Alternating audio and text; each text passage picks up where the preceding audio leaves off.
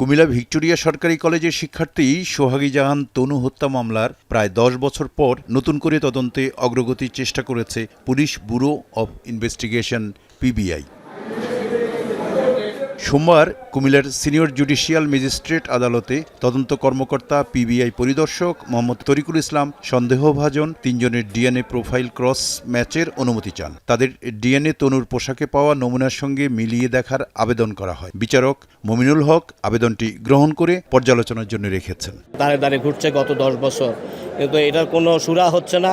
একটা তদন্তকারী কর্মকর্তা বারবার সময় চাচ্ছে, এবং কেন সময় চাচ্ছে, কী কারণে চাচ্ছে, এটাও তার বাবা জানে না। তারা যে ভুক্তভোগী, তারা যে ভিকটিম, তারা তাহলে আইনের প্রতিকারটা কোথায় পাবে? তো এই জন্য এই যে বিভিন্ন যারা তদন্ত রিপোর্ট দেওয়ার বিভিন্ন দপ্তরগুলো আছে, রাষ্ট্রীয় যে দপ্তরগুলো, এগুলো ত্বরান্বিত করা খুবই প্রয়োজন। ২০১৬ সালে কুমিল্লা ময়নামতি সেনানিবাসে টিউশনি করতে গিয়ে নিখোঁজ হন তনু।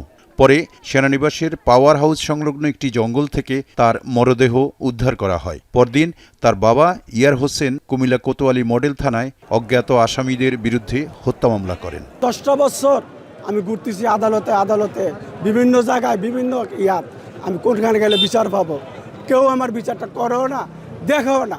মামলাটি শুরুতে থানা পুলিশ, ডিবি ও পরে সিআইডি দীর্ঘ সময় তদন্ত করেও রহস্য উদ্ঘাটন করতে পারেনি। ২০২০ সালের ২১ অক্টোবর মামলাটি পিবিআইয়ে হস্তান্তর করা হয়।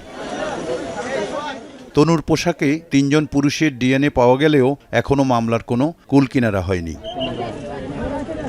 এদিকে আদালতে উপস্থিত হয়ে তনুর বাবা ইয়ার হোসেন প্রধানমন্ত্রীর কাছে দ্রুত বিচার দাবি করেছেন। মাননীয় প্রধানমন্ত্রী এটা দৃষ্টি আকর্ষণ না করলে আমি জানি না আমি আর কি করব। আমি নিজে আত্মহত্যা করব। লাস্ট কথা, আমার নিজে আত্মহত্যা করব।